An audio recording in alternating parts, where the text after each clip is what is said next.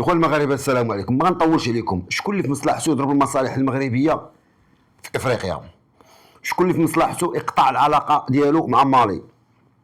شكون اللي في مصلحته يقطع العلاقه المغربيه في العمق ديالو الافريقي؟ شكون اللي في مصلحته يقطع العلاقات المغربيه الموريتانيه؟ شكون اللي عنده مصلحه؟ يعني ما نمشوش بعيد.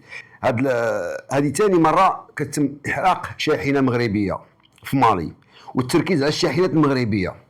كيان واحد واوحد، ما نمشوش بعيد. بعض الاخوان يتكلموا على جماعه النصره اللي تابعه القاعده. شوف، هذاك الشيء باعاز وبتنسيق وبدعم وبطلب من النظام الجزائري. ما نمشيوش بعيد الاخوان. شوف كاين شي حوايج كتقال، ولكن كاين شي حوايج كتفهم. الناس اللي متبعين العلاقات الجزائريه المغربيه غيفهموا هذه المساله هذه، وغيعطيوها واحد النسبه ديال 99% بان الجزائر وراء هذا الشيء هذا اللي وقع للمغرب. الناس اللي متبعه الاحداث هذه سنوات وعارفه الجزائر كيفاش كتعامل مع المصالح المغربيه، كتضرب المصالح المغربيه فين ما كانت.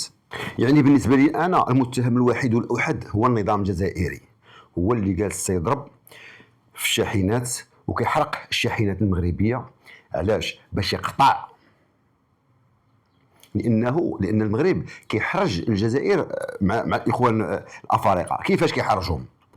دابا هما كيقولوا الافارقه ما تبقاوش تعاملوا مع المغرب، يجيو عندنا حنا. ملي كيجيو عندهم ما كيلقاو عندهم الريح، ما كاين ما يتصدر، ما كاين لا تصدير لا استيراد، ما كاين والو عندهم. هما الخضره والديسير واللحم كيجيبوه حتى هما من برا في لي كونتونير. ما يمكنش غادي يجيب هو بالكونتور بالعمله الصعبه ويبيع لك انت افريقي برخص الثمن. ما يمكنش. حتى هما راه كيشريوه، وعندهم تما نقص في بزاف ديال المواد في الخضر وفي الفواكه. بزاف ديال المواد، مخلاص البنانه عندهم كيمشيو يخطبوا به. اش غيقدموا للافارقه؟ ما عندهم ما يقدموا للافارقه. اشنو دابا خاصهم يديروا؟ المغرب كيحرج الجزائر امام الافارقه. دابا الجزائر بغات تضرب ديك العلاقه باش حتى واحد يبقى يتعامل مع الافارقه، لان هاد الكاميوات لي كونتونير لي كاميو غاديين جايين ماشي غير مالي، موريتانيا، المالي، بوركينا فاسو، تشاد، السنغال، كوت ديفوار. كل يوميا لي كونتونير، يوميا رميك غاديين، يوميا رميك غاديين. هادشي كيزعج النظام الجزائري. هذا هو السبب الوحيد، وخصوصا فاش ولي زاد طينا بالله هو الاعتراف المالي. الاعتراف المالي صافي جهلوا الكابرات على مالي وعلى المغرب وعلاقته مع مالي. وهذا هو اللي خلى النظام الجزائري كي يمول وكيسلح من القديم، كيمول وكيسلح وكيدعم الجماعات الارهابيه باش كيستغلهم في ضرب المصالح المغربيه، وباش كيستغلهم في المآرب ديال الجزائر. فهمتوا ولا لا؟ كاين شي حوايج ما تقدرش ديرهم انت بالجيش النظامي ديالك، ولكن خاصك دير واحد الجماعات ديالك في كل مكان باش تبقى ديما تحافظ على واحد موقع قدم في ديك المنطقه، ويبقى عندك النفوذ في ديك المنطقه. ولكن ماشي بالجيش ديالك، بالجماعات الارهابيه خاصك تدعمهم وتبقى تسلح فيهم وتبقى تعاونهم، وهذه الى اخره. فهمتوا ولا لا؟ هذا هو السبب. شوف أكد مصطفى شاعون رئيس الاتحاد الإفريقي لمنظمات النقل واللوجستيك أنه تم إحراق شاحنة مغربية اليوم في الحدود مع موريتانيا دون تسجيل أي خسائر بشرية. وأعرب الاتحاد عن قلقه البالغ إزاء التطورات الأمنية المتسارعة والمؤسفة التي تشهدها دولة مالي الشقيقة، مؤكدا أن الوضع الراهن بات يشكل تهديدا مباشرا حقيقيا لسلامة السائقين المهنيين وأرباب الشاحنات المغاربة الذين يؤمنون الإمداد الحيوي لمالي من الخضر والفواكه. رسميا كاين واحد المقطع تما ما قدرش ننزلو لان حقوق الطبع والنشر اليوتيوب صارم في المساله هذه. ما غاش نبقى ننزل فيديوهات ديال ناس اخرين لان انتشردي. انا كنقول لكم التصريح والفيديو راه كاين الناس راه عارفينه، وشافوا في قنوات اخرى ما شادوا سميتو. مهم الموضوع هو شكون السبب وشكون اللي باغي يضرب هذه العلاقات بين المغرب ومالي، وشكون اللي كيحرجوا المغرب بهذا التقارب وبهذه التجاره اللي كاينه مع افريقيا، اللي هو ما قادر يقدم للافارقه حتى شي حاجه، ما قادر يقدم حتى لشعبه باقي عاد غادي يقدم للافارقه، ما عنده ما يقدم لهم مسكين. اما المغرب الحمد لله عنده الفوارم في اكادير وفي الداخله، وعنده بزاف ديال الفوارم في ناحيه العيون يعيشوا افريقيا ويعيشوا المغاربه، والحمد لله. واخا حنا المغاربه ضرينا بهذا الشيء هذا كيخرج لافريقيا، لان المعيش، لان الخضر الفواكه في المغرب غلات.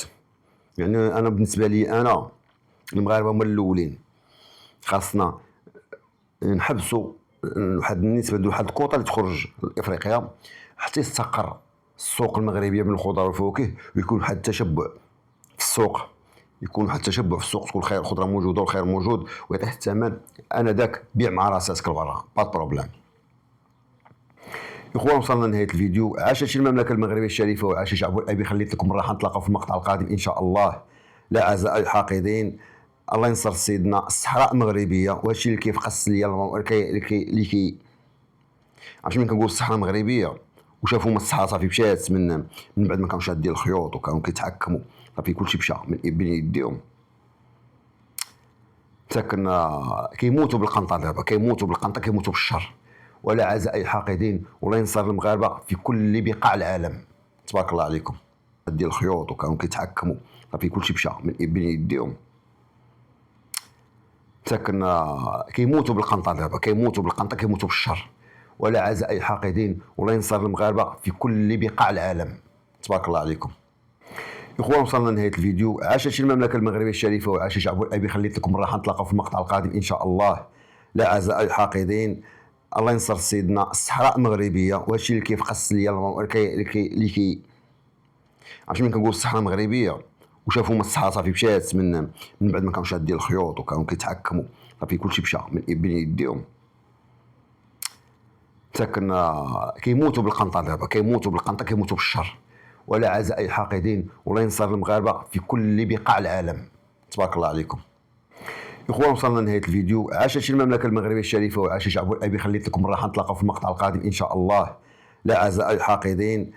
الله ينصر سيدنا. الصحراء مغربيه، وهادشي اللي كيفقس ليا اللي كي عرفتي ملي كنقول الصحراء مغربيه وشافوا الصحراء صافي مشات من بعد ما كانوا شادين الخيوط وكانوا كيتحكموا، صافي كلشي مشى من بين يديهم. ساكن كيموتوا بالقنطه دابا، كيموتوا بالقنطه، كيموتوا بالشر. ولا عزاء اي حاقدين. والله ينصر المغاربه في كل بقاع العالم. تبارك الله عليكم.